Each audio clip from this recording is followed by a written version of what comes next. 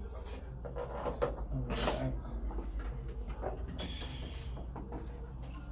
Well, good afternoon, and welcome to another Real Talk with Judy live radio show. We're so glad to have you on this morning.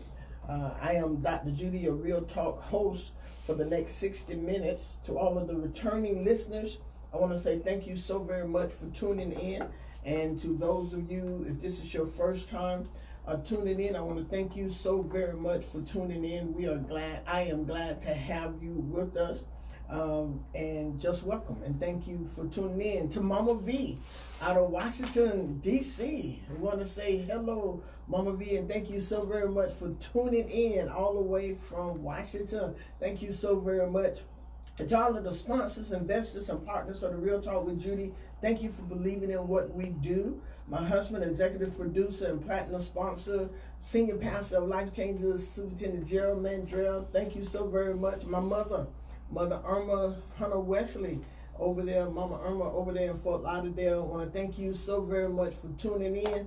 Also to my platinum sponsors and partners, investors, Tanya Wesley Powell, and to Carolyn Waddell and Danette McBride, and to everybody. I want to thank you, Judge Judith Harkins. Thank you, Faye Brewerton, James Evans, Richard Meeks, Bruce Brown, Mother Carrie Smith, Pastor Sarah, business sponsors and partners, the Life Changers, Cogent Dream Builders, K&D Creative Designs and Marketing Solutions, Tawanda Davis Photography, the law offices of Craig J. Brown, PA, also Dr. Michelle Mitchum and the Tallahassee Woman Magazine, the Life Changers Youth Department Lawn Service, Tallahassee Sister Girls Network, Bada Bean, Jeff Paint and Body Shop, Village Inn of the Parkway. And to those of you who have made any type of investment or contribution to the Real Talk with Judy show, I want to say thank you so very much for your contribution and your investment and your partnership. I want to invite more of you to become partners with the Real Talk with Judy show. You can visit my website at www.realtalkwithjudy. You can give a financial donation there, or you can cash out me at $ Real Talk with Judy. I invite more of you to get involved because we will bring to you real issues discussed by real people. And we'll be developing real programs and networks with real people, like the birthing of the Real Talk Sister Girls Network. So we really invite you to invest in us and partner with us. We will be making a difference as we are now in the lives of the people of our community and abroad. We have so many people who listen to us from around the world, definitely around this region and Tallahassee. I want to say thank you to everybody who listening. Well, I'm off for a prayer, and then we're going to get right into today's show. I'm excited about the show. I'm excited about our guests. And we're going to talk about this. Is going to be absolutely phenomenal. Okay, so Father, we ask you to bless us today. Give us wisdom and understanding. Give someone understanding. Increase our knowledge. This sickle cell, and we ask you for a cure. In Jesus' name we pray. Amen. So we are excited. I am excited today to have I have a special guest with us today, and I am very excited about that. And my guest this morning is the one and only Mrs. Velma Stevens, who is the executive director of the Tallahassee Sickle Cell Foundation. Welcome to the show. Thank you for having me. I'm excited to be here. And we're glad to have you here. We also have Mr. Chris Wells with us. Good morning. I am Chris Wells, the client program director of the Sickle Cell Foundation. So I address all of the clients. This is gonna be interesting. Yeah. This is gonna be good. So we got the executive director and the client need director. Yes, client program director. Director. Okay, and then we have Ms. Dominica Africa. Yes. Oh wow! I've been practicing. I'm so glad I got your name correctly. Welcome to the Real Talk with Judy show. Thank you for having me. We're glad to have you all. So today, you all, we're talking about sickle cell. And on my flyer, I put, it is no joke, because it is absolutely no joke. A lot of people don't know about it. A lot of people do know about it. I believe that even some of the hospital personnel and the doctors get confused sometime in treatment. And Ms. Velma and Mr. Chris and Ms. Dominica, they're gonna help get you some understanding of this. It is a part of my family, and I thought it not robbery. I saw Ms. Velma's flyer, talked with Ms. Pinky Patterson, and this is Sickle Cell Awareness Month. It is And so September. we're gonna ask Ms. Velma to give us some, tell us a little bit about you, and then let's get into. We'll hear a little bit about Chris and hear a little bit about Dominica, and then we'll get rolling. All righty. All right. As you said, I'm Velma Stevens from the Sickle Cell Foundation. Been with the organization for about 15 years. I want to start by thanking you for the work that you've done with the Sickle Cell Disease Foundation and bringing awareness, you and Pastor Simmons, with your work with Pastor Barrington. Yes. We thank you for that. But September has been designated for Sickle Cell Awareness Month. It is a national awareness campaign. Sickle cell disease is a hereditary blood disorder where our red blood cells are blocked and the oxygen is unable to flow to the parts of the body where it needs to go. And wherever there's a oxygen deprived area in the body, it can create massive pain. The pain has been described as a woman being in labor times 10. Wow. And so we serve, the Sickle Cell Foundation serves 6 counties in this area. And Gaston County is our second largest county of people who live with sickle cell disease. Notice I say live with, because now with medication and modern technology the way it is, people are living longer with sickle cell disease. However, quality of life now is starting to be an issue. Several years ago, people who had sickle cell disease lived to the age of 18 to 20 years old. Now people are living, right now the average lifespan is between 45 and 50, but people are living longer with modern technology. But again, quality of life is an issue. Wow. I know we have Dr. Helena Barrington. Yes. And we get with her. She's almost, is she 70 now? I believe she may be or close to it. Okay. Dr. Barrington. Yeah. And 2 or 3 other people in this area. Yeah. I know my husband, he'll be 61. It's 62 his birthday. And he doesn't have the full-blown sickle cell disease, but we'll talk about that. He has the trait of sickle cell and thalassemia. Thalassemia. Yeah, and he has that, and so we're going to talk about that, because it is painful. It is very painful. It is painful, and so we're gonna get into that, and we're so glad to have you here. Thank you. And if y'all have anyone that you know of who have sickle cell, or who may have some unexplainable pain that they're not aware of, because my husband, it wasn't until we were in our 2nd year of marriage that was 36 years ago, that he was diagnosed with the traits. Okay. And prior to that, they didn't know. Right. Even though growing up as a child, he had all of the pain. He went to the doctor. They just gave him pain medicine. And then his father said, "Boy, you're a man. Now take this time on." And he's from the farm, so Okay. they kept working. But now we have a lot more knowledge and understanding. Unfortunately, I read that there's still no cure. Right. Well, there is no universal cure. No universal. There's no universal cure for sickle cell, but there are some things out there. Our board president, his daughter was born with sickle cell disease, and she went through the bone marrow transplant, and she no longer has sickle cell disease.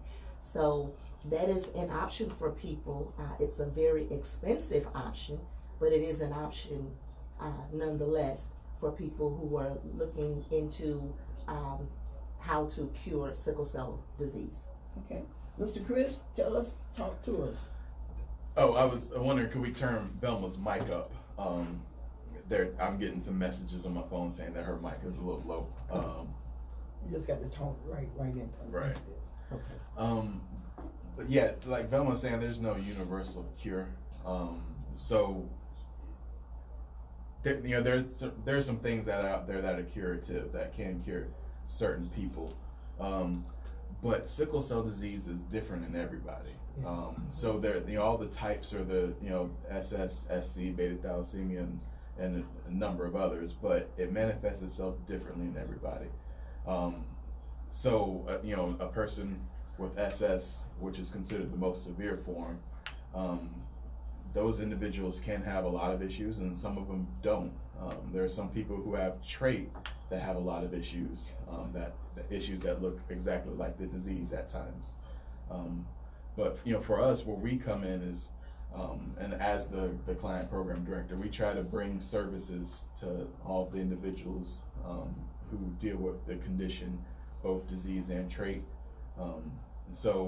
There's rent payments that we can help out with, gas cards to doctor's appointments. One thing people don't realize about Tallahassee and how unique this area is that there are no pediatric hematologists in the city. So children with sickle cell disease cannot get any specialty care in the city that they live in. The closest pediatric hematologists are in Gainesville, Florida, and Jacksonville, Florida. So these parents, a lot of them young parents, have to get off work to travel to Gainesville, 2.5 hours away, or to Jacksonville, just to get their children's specialty care. Care that a lot of times is going to keep their children alive. So, if they're missing work, we can step in and help them out with keeping the lights back on, keeping the lights on at home, or just, transportation, get down there, accommodations once they are there. Some of the children have to, some of them, they're taken by emergency, vehicles, ambulance, helicopters, and so the parents drop everything to get down there.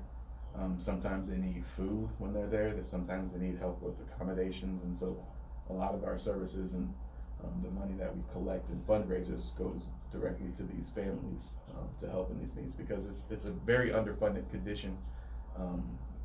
Sickle cell doesn't get the funding that other conditions receive, so a lot of times it's us out there fighting for every dime that we can get to make sure that these families, hundreds of families at that, are taken care of. So. Yeah, and it is very important, simply because y'all, a lot of research had not gone into this disease. Absolutely. And so, and as Chris just stated, we don't have a lot of funding, and some of us think because of who it mostly affects, the African American and the Indians and from India, the Hispanics, Greeks. Italians. So let me need to turn her mic up. They can't hear. Okay, but and so we don't get the funding that we need, right? Unfortunately, right. And as Chris just said, that's a lot of work, because these pains, and I know we're going to get into it, but people who experience the sickle cell pain, and when they go into crisis, it is something that is unbearable to watch. I mean, the first time I saw my husband go through that, I was absolutely like, oh my God, I couldn't explain it. I couldn't help him. Right. Right. He didn't really want to be touched. He didn't really want to be touched. He was balled up, and my husband is 6'2", and a strong man, and neither one of us. I mean, he knew he was in pain, but and unfortunately, here in Tallahassee, they really, at that time, that was 34 years ago. So at that, 36 years ago, so at that particular time, it was like, we don't know. And then he kept going, and finally, someone diagnosed, one of the doctors, matter of fact, an Indian doctor, I forgot his name. He's here in Tallahassee now, and he sees him. But it was a lot. Dominica, what you got? I mean, she just smiled. Let me say something. Come on and say something. I guess I should introduce myself first. Yes. I am a senior social work student at Florida A&M University, and I graduated in December. I'm interning right now at the Sickle Cell Foundation because I have sickle cell, and it's really close and near and dear to my heart. You mentioned the pain, and one thing about sickle cell pain that's different than other pain, with cramps or with back pain or with anything, there is some kind of reprieve or relief that you can get. Yes. With sickle cell pain, there is no reprieve and there is no relief. When you are in pain, there's no position, no anything, nobody touching you, nobody rubbing you, nothing that can help you, like nothing that helps reduce the pain. It is always terrible and everlasting, and it feels like it's gonna last forever, and that, you know, it's never gonna go away. So that's Well, and I'm looking at you. My sister's on here. My nephew passed, and we're gonna talk about that because I'm doing a special at my daycare enrollment for. I'm taking off 20% on his behalf for the month of September, for parents who bring their children, because he died of sickle cell complication at the age of 21. Oh, wow. He was very active, and my sister's on watching me. I don't know, she's at work in Fort Lauderdale. I don't know if I should say that. Your boss might be watching. But my husband explained it to me, and I watched him. He stayed, and he was balled up. My husband explained to me. He said, put about 20 18-wheelers full of cement on you. He said that's how it feels.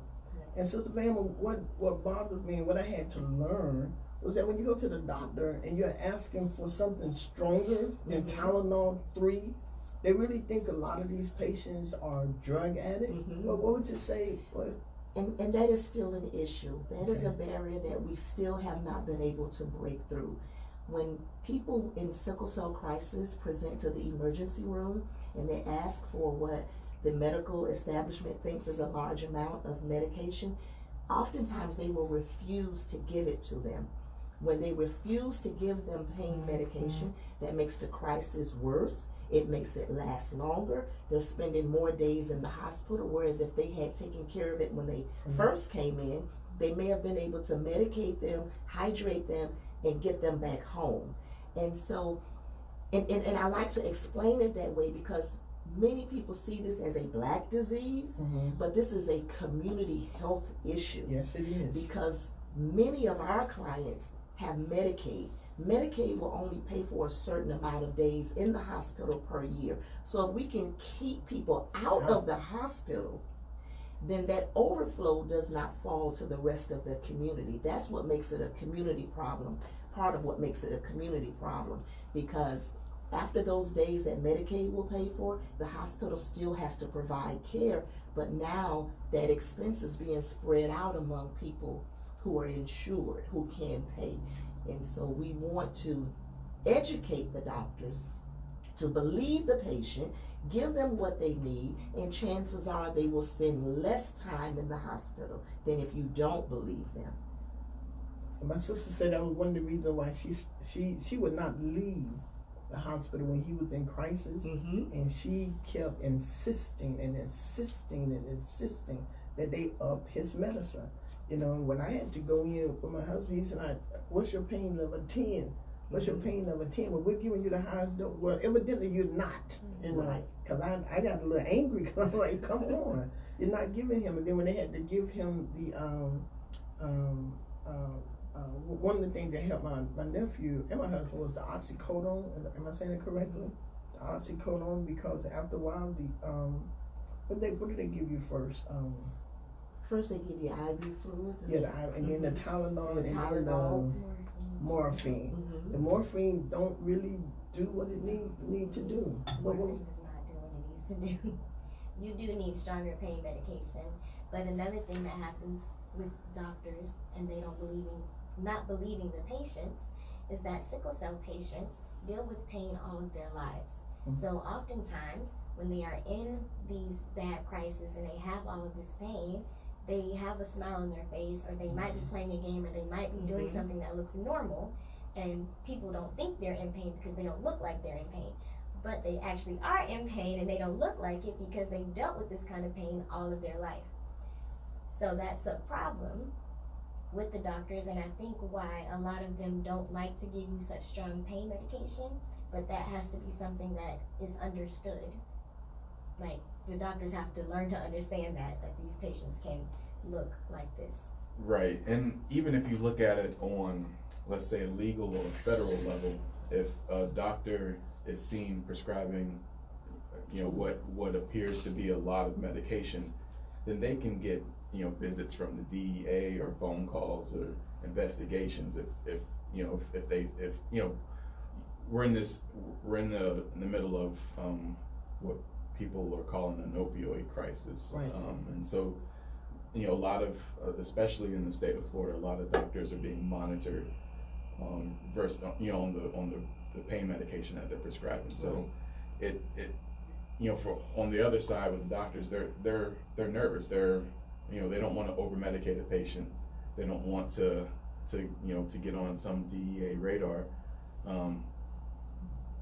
But they need to, I think the education goes a long way, where if they understood what a sickle cell disease crisis is, then they would understand that certain patients do need these heavy doses. That a lot of patients do need it, and that they,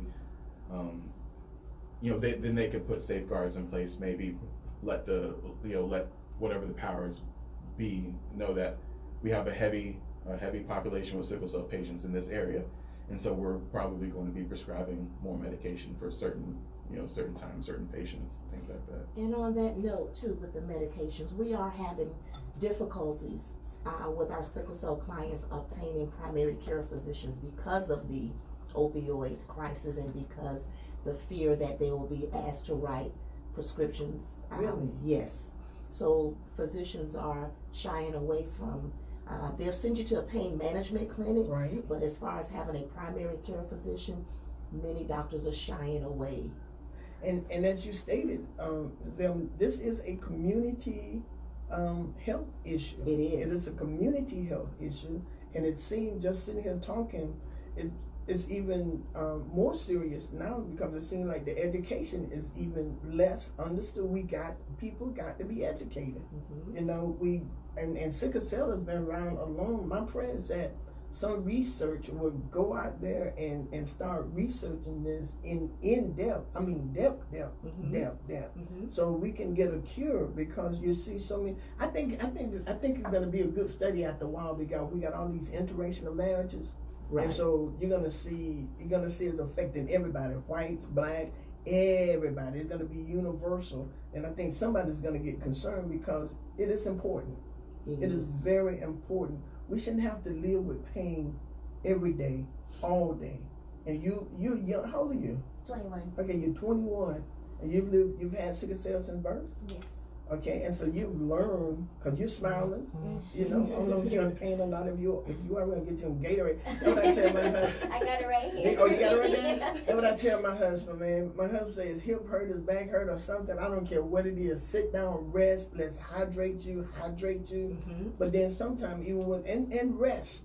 Now Right. we're learning over time. I'm learning to pay attention to his body signals. Right. And let him know you need water. And then a doctor, I forgot his name, said sometimes you got to have more than water. Mm-hmm. So I said, get that Gatorade, and I got Gatorade, Powerade, all the aids, the prayer aids, the warrior aids, the Bible aids. I got all those aids. That anointed oil, because I hate to see the people who suffer with sickle cell in crisis. Mm-hmm. There was a young girl here, and she would call me, and she's up in that room crying and in pain, and the nurses, we have given her, we have given her, whatever, and I'm like, but she needs something higher. It wasn't until I talked with Dr. Helena Barrington talked with us, because when we would fly different places, it's like when we got there, my husband would be aching. I'm like, why are you aching? But we never knew that the altitude affected caused them to go into a crisis. Absolutely. When I first started working for the foundation, one of the things that we would tell people who had sickle cell trait was, oh, don't worry, you're fine, you have no symptoms. I have since learned that is not the case, and I no longer promote that agenda, because I'm finding that people who have sickle cell traits often have the issues, especially with the high altitude and the low altitudes. And all of us have heard of some athlete who had sickle cell trait who was tired, exhausted, and maybe had a cold or something. And if you get the right combination of things together, sickle cell trait and the right combination of lack of hydration, exhaustion, and altitude, a death could possibly take place. So we no longer say that people who have sickle cell trait don't have any issues. Sometimes they have mild pain, sometimes they have severe pain. So it just depends on, you know, the temperature outside could cause a person to go into a full-blown crisis. And people who have sickle cell trait also have issues when the pressure outside changes. And so we tell them, listen to your body. That's what you need to listen to. And whatever your body says, then you act accordingly. When you're tired, take a rest. Our youth who play sports, we're telling the coaches or the teachers at school, when they say they need water, please allow them to have water. Hydration is very important.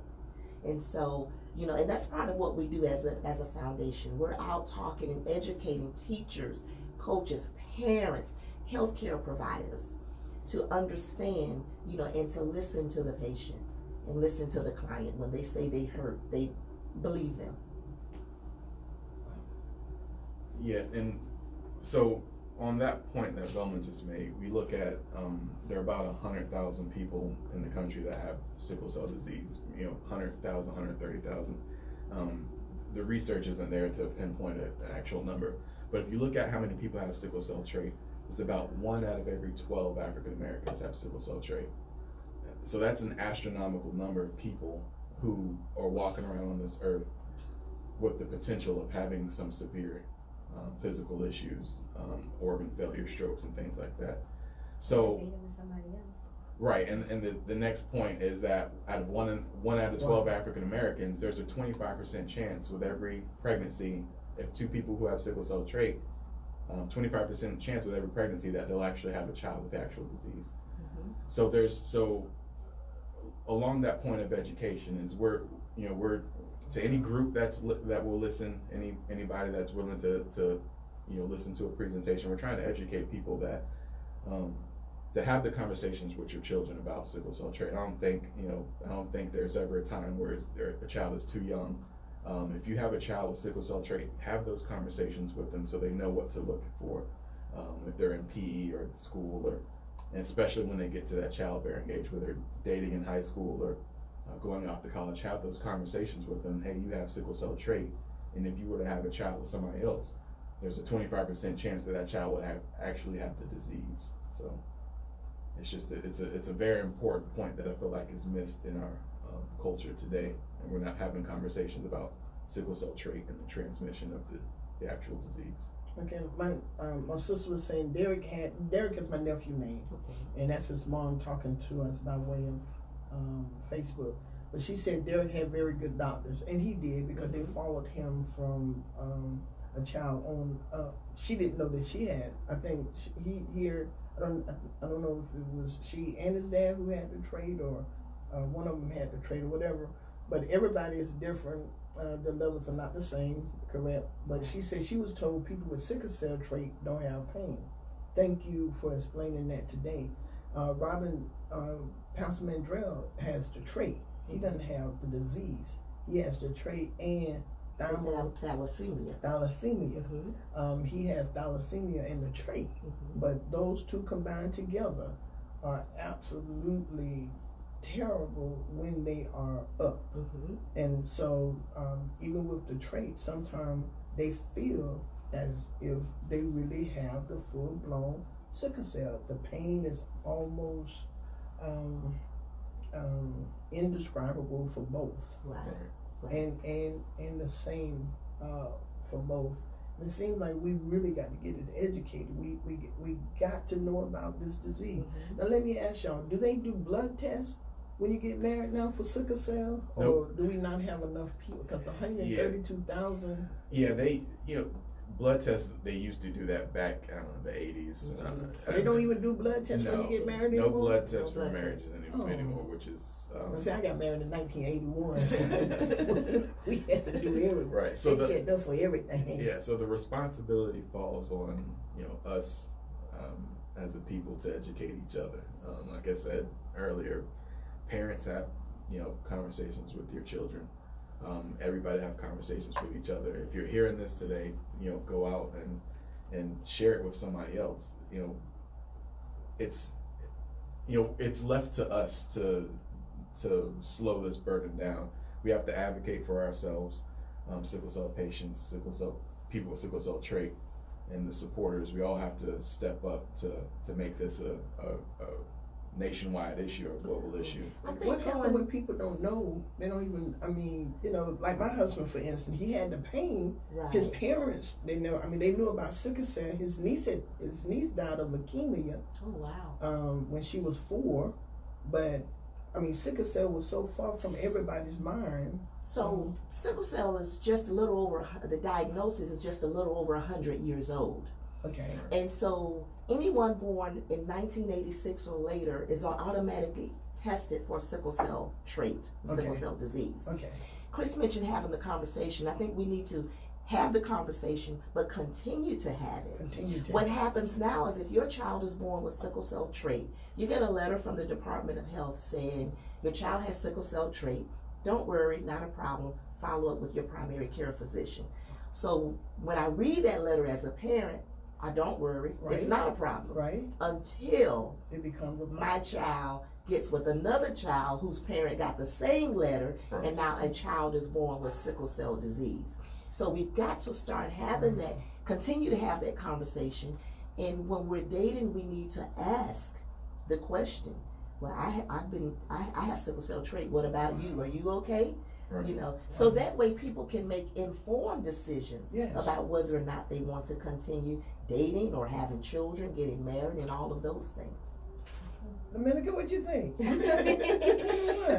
think it's important. I always tell the story. My mama gonna hate me for this, but me and my older brother have 2 different dads, and me and my older brother also have the sickle cell disease. So it just so happened that she picked 2 random dudes who have the sickle cell trait. Okay, I'm gonna hold on, Dominica. Your mama probably was just about to send me some money on my Cash App. $ Real Talk with Judy. Mama, do not change your mind. You did not pick 2 random dudes. All right, we're gonna work with her. Velma and Chris, that's y'all job to work with her to say that a little better. But go ahead, it's for educational purposes.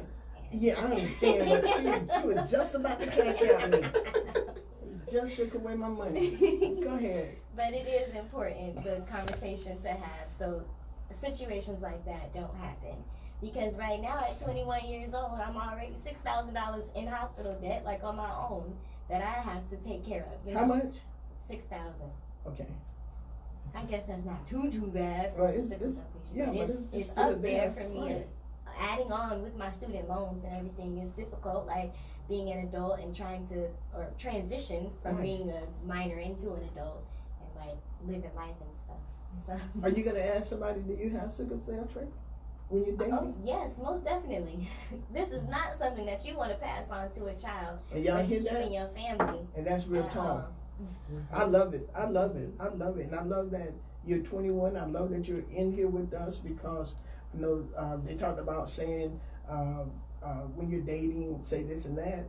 I'm 60, yeah. I ain't gonna date no more. But if I was, but that is very important. And to hear that come, and what you just said, you don't want that to happen to another child or bringing a child in their family. That is very important. And so as we do these things, y'all, it's not just for us, it's to help the people who will come out, the children that we can bring forth.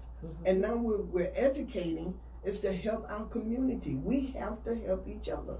We really do. And so those of you with sickle cell who may not want your boss to know or whatever, man, sisters and brothers, you all got to come out. We got to talk about this thing, and not just doing sickle cell month.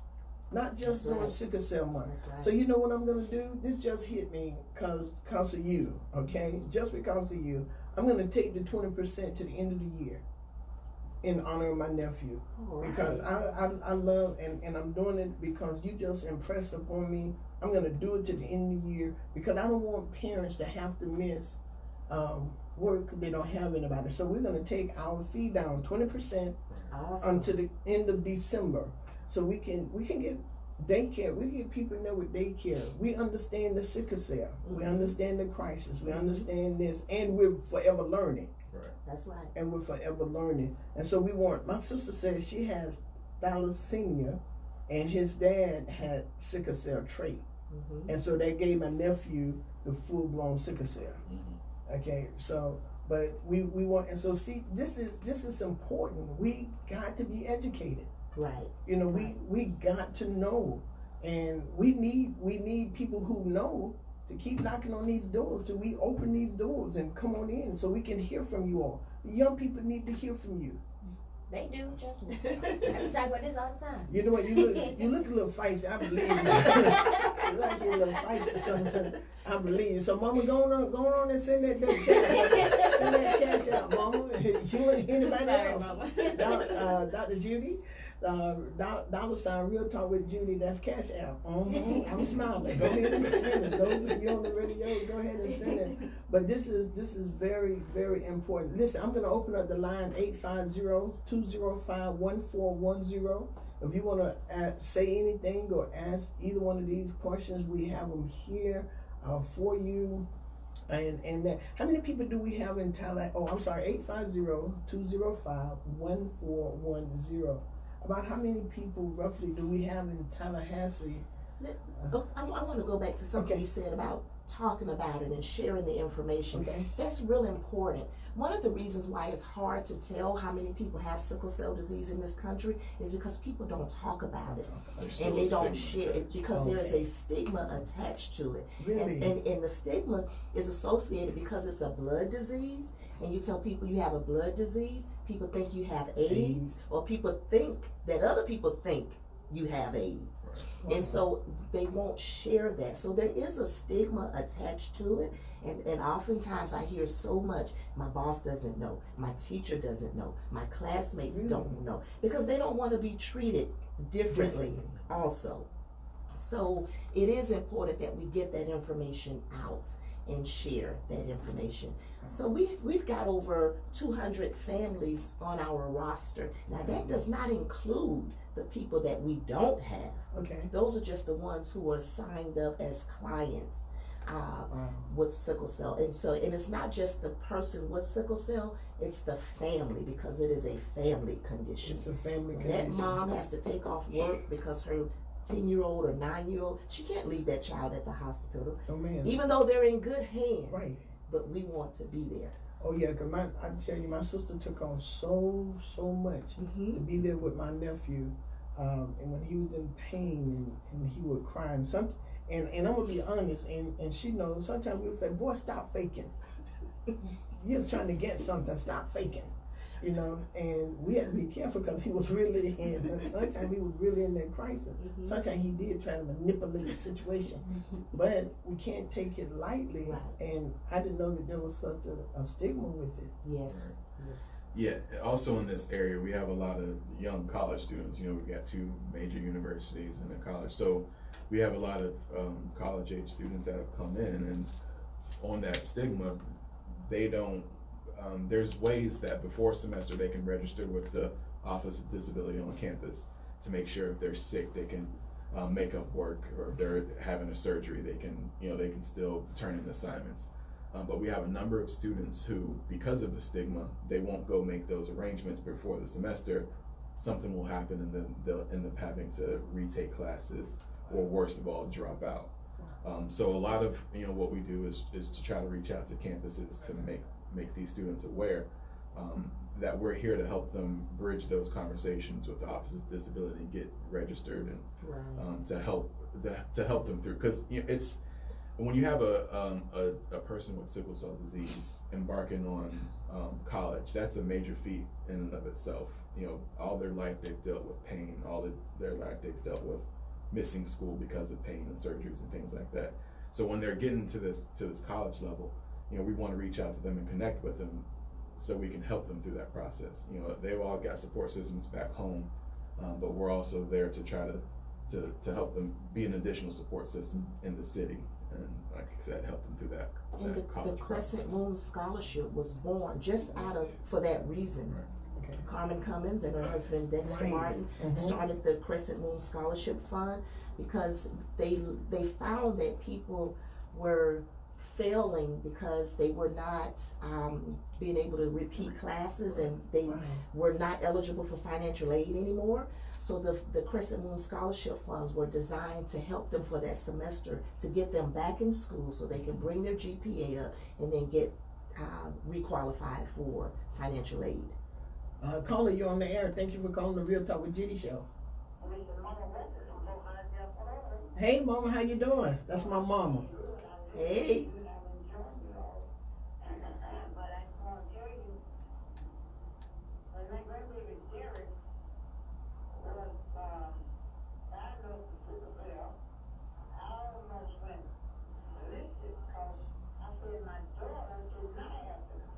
Mama, can you turn your TV down? Now, if you can't, don't worry about it. Just talk on through it.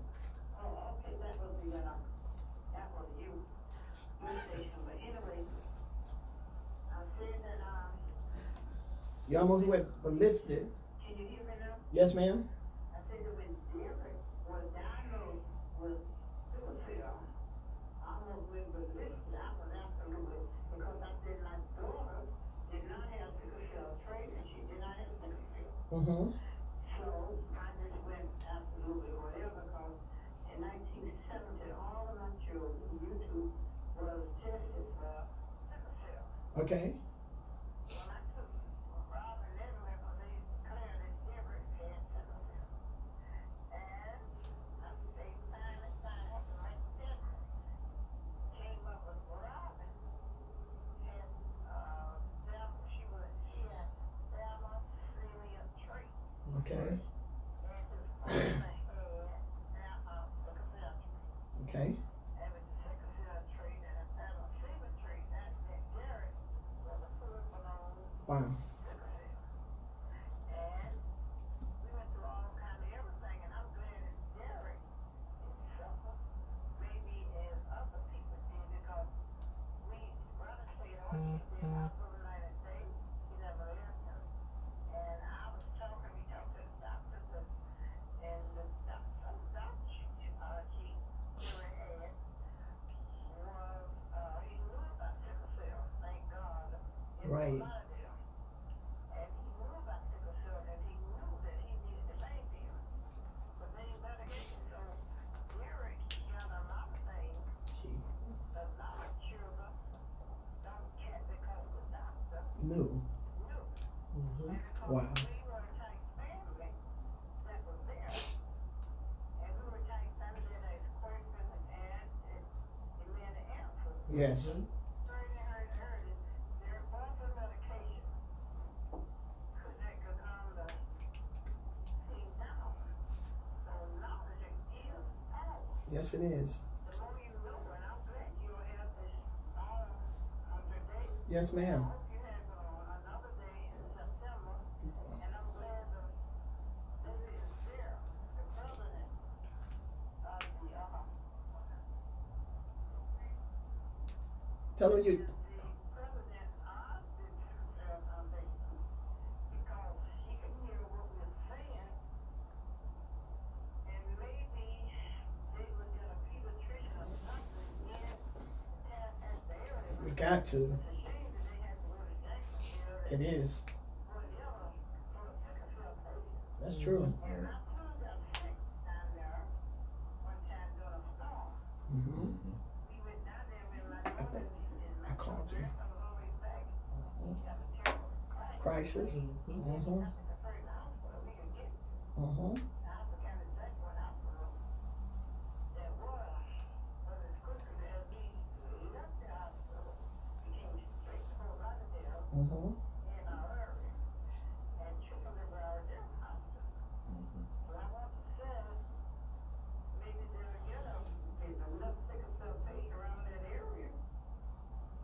We got. They can come to Tallahassee, even if, I'm quite sure this, because I had a deal with the Farmer Ghost, I'm like, Gaston County, and that is Yeah, they're worse. Miss Velma, and Mama, when Derek had his crisis, it was Miss Velma that I called too during that storm. It was Miss Velma who's sitting right here with us now. You're welcome.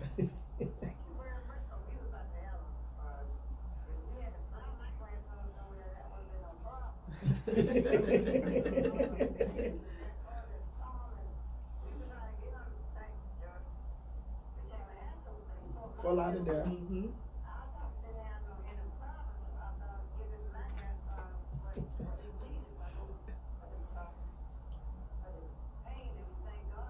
Yeah.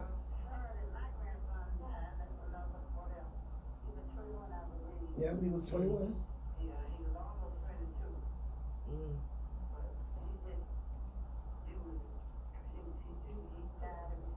Yeah. Yeah. Yes.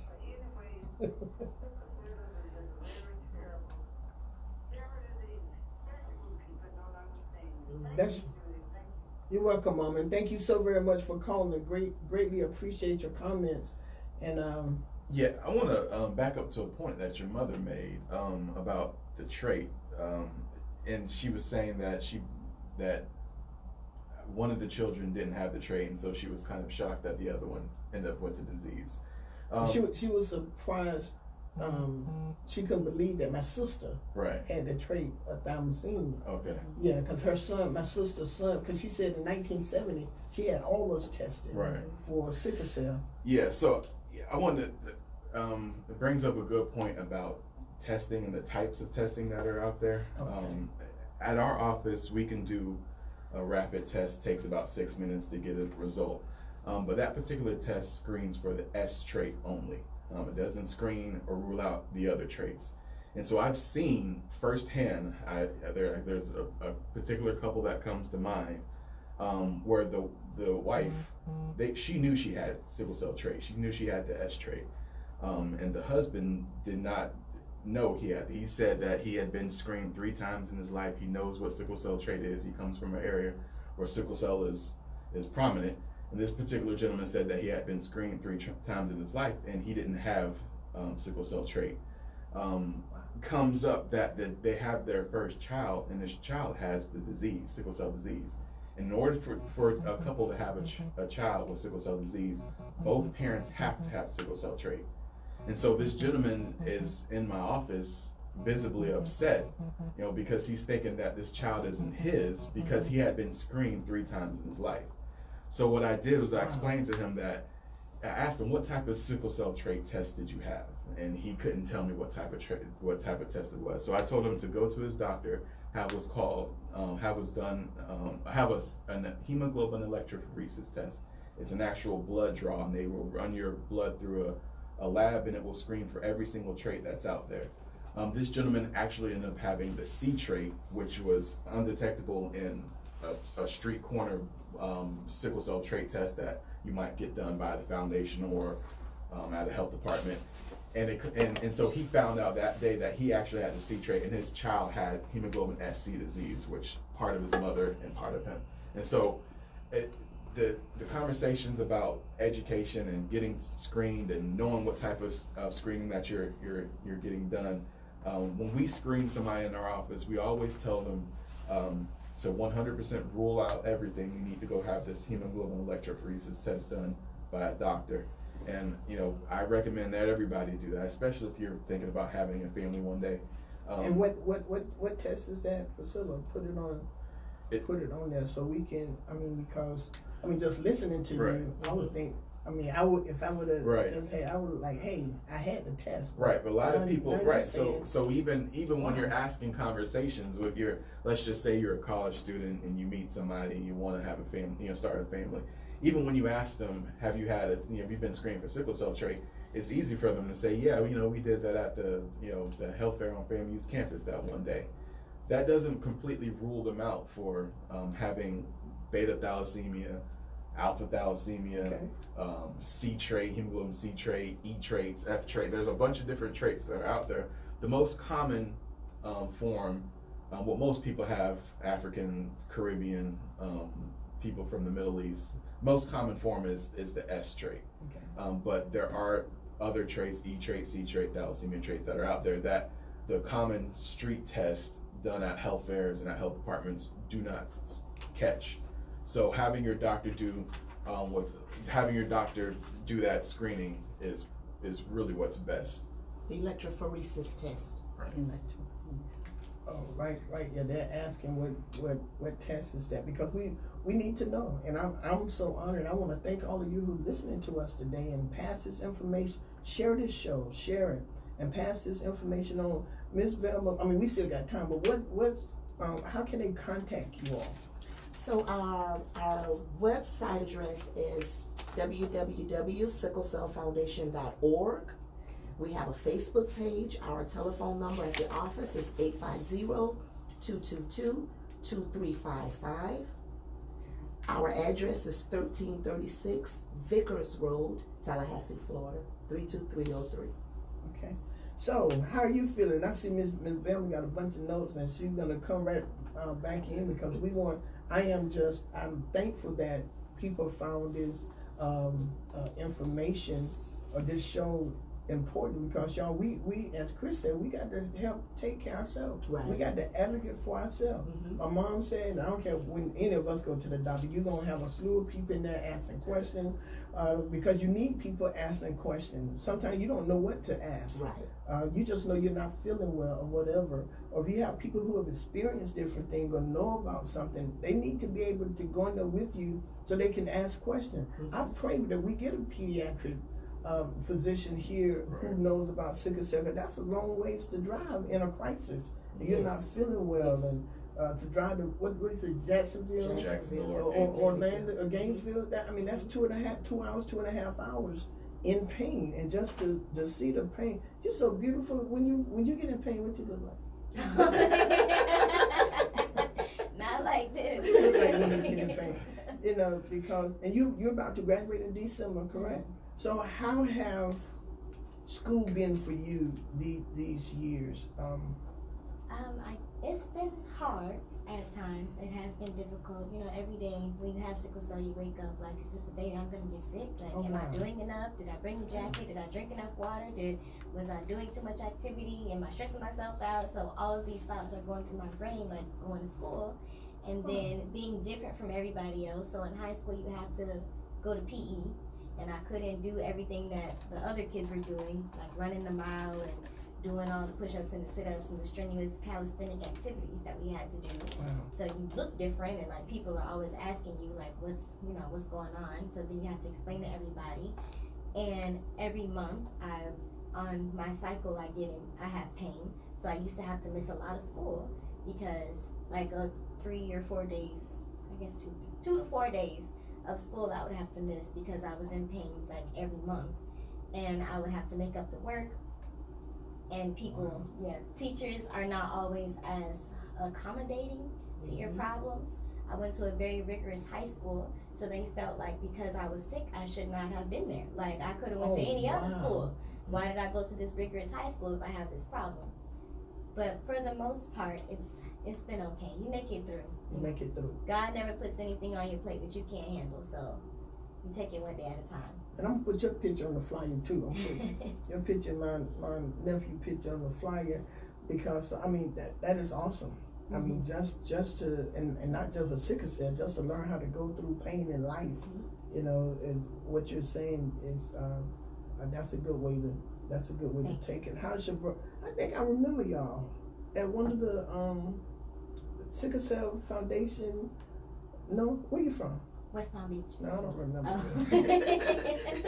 Okay, it's two other young kids. Remember? Yes. That you brought to the service at Love and Faith. Yes. And so you're so feisty. We need to put you on somewhere so you can talk about this stuff, because it is important. I'm sitting here learning things that I did not know. Yeah, I want to go back to you were talking about the knowledge again and having to travel to Gainesville. One of the reasons why it's important for a pediatric hematologist here is we have Gainesville. They come here once a month to check out our children, and they go to Gainesville to get the trans-Doppler test, cranial test, which is a test that tests whether or not they are prone for having a stroke. We've got 8, 9, 10-year-old children with sickle cell disease who are more prone and have had strokes. Multiple strokes at a young age. Wow. Yes. So that's why it's important that the parents know and the clients know, to listen to their body and know what signs and symptoms when it's time to go to the emergency room. We have people who won't go to the emergency room because they don't want to deal with the issues that go along with, are you seeking drugs? Why are you here? You can't be in that much pain. So there's a lot, that goes on in the life of a person who's living with sickle cell disease. Oh man, we got a lot of work to do. A lot of work. This is important when people rather suffer instead of dealing with the stigma or some, to me that's a derogatory question. I'm hurting, and I know they have people who abuse medication, right. And so I know that. But if you know this person is a sickle cell patient, and you know that there's a crisis, we have to get some type of dialogue going. We have to get education. We have to knowledge. We got to get this stuff out. Pastor Helena Barrington and Pastor Barrington, they sat down with my husband after the altitude thing, and that floored me because we like to travel, and I like to fly, and I'd rather fly than drive, and I like to cruise, so we're doing more cruising. But you said how to be careful with all of that, and so we've sat down in their den, and they would talk to us to explain something about sickle cell that he didn't even know, and he's a pharmacist, and now his doctor has him on another medication that's doing pretty good, but he started having back cramps. I'm ready to change the mattress because I tell him time for a new mattress, time for a new bed mattress. I saw one, but we got to make sure we get this knowledge out. This is very, very important. I think this is one of the most important shows that we've had because we have to get it out. Right. The same about cancer. We got to get this. People got to know. And I shouldn't be afraid to go to the doctor or play or be around people because I have some type of disease that have afflicted my body. Sickle cell, I parked in the handicap. My husband and I parked in the handicap one day and this man come running out. You don't like you handicapped? You don't even want to go there today, sir. That was me. My husband said, you don't even want to go there today. No, there's no physical outside sign.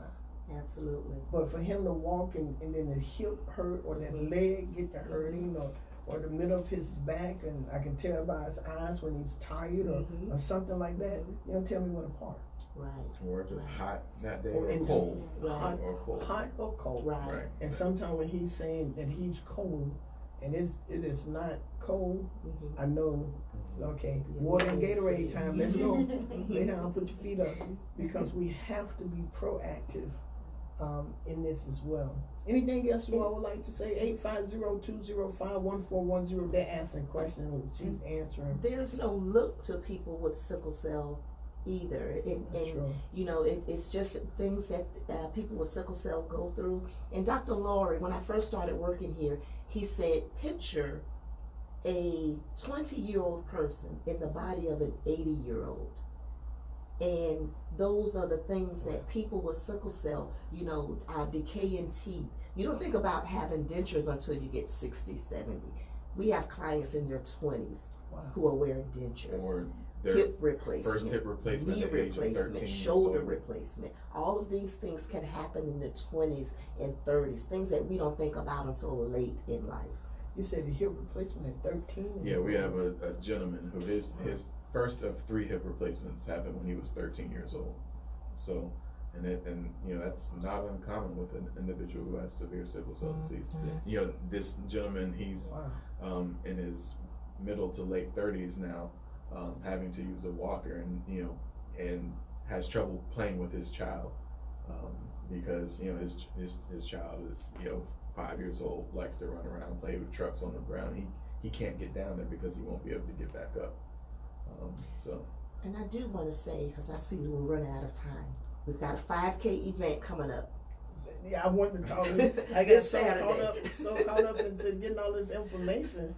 This is time. Yeah, talk about it. Okay, so we have a 5K event coming up this Saturday at the Jake Gaither Community. It's our 38th annual. It's our major fundraiser. And because we've lost funding, we lost almost 30% of our funding because of the Parkland incident. They had to redivert some state funds, and we were a casualty of that. We would love to have as much support as we can get. The race starts at 8, registration begins at 7, and we need everybody to come out. You want to show your support, this is one way you can do that. Right, and so you can go to fastestraceintown.com to register for that now. If you don't want to register, or excuse me, if you don't want to run or walk in the race, you can just purchase a t-shirt, or you can just click that donate button and donate some funds. So if you're going to be out of town, or if you're listening from out of town, you can still donate to the foundation, or find your local foundation where you are to donate to them. What is the okay, she just put it here. Right, fastestraceintown.com. So if you're a professional runner, we have a lot of professional runners that run in this race. It's known as the fastest race in the city. So people score their fastest times on this race course. And it's a Grand Prix event. Right. That means something to runners. Yeah, yeah, that means something to us. I think it makes them eligible for the Boston Marathon or something like that. Yeah, those of us who are runners, it means something. It means something to us.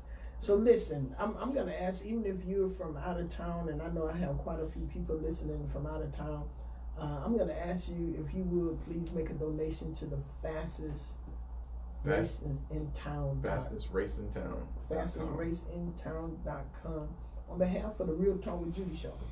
I'm gonna ask if you would do that, the fastestraceintown.com, and let's get some more funds here in Leon County and the surrounding areas, so we can make a big impression, a big dent in our awareness of sickle cell. Any closing remarks? Any one of you all want to do any closing remarks? Support your friends. If you have any friends with sickle cell, the greatest thing for me is to know that you have friends and people there supporting you. It's a very excellent point. Always make sure they're doing okay. Mm-hmm. Something as simple as an argument, worrying about missing class or where you're gonna when and where you're gonna pay rent, that can trigger a sickle cell crisis, and a sickle cell crisis can be deadly. So something as simple as a argument, misunderstanding can take a person's life. So that's something that I like to make sure I leave people with is support your friends, support your family, make sure you're looking out for them. And support your local Sickle Cell Foundation.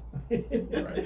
I want to thank you, Ms. Velma, Mr. Chris, Ms. Dominica. Yes. Thank you all so very much for being on the Real Talk with Judy show. Thank all of the listeners. I want to thank you all for being on the Real Talk with Judy show as well. And thank you, Ms. Monique, for giving us this time and space to do this. And y'all, we hope that you will pay attention to all of the information that has been given on the show.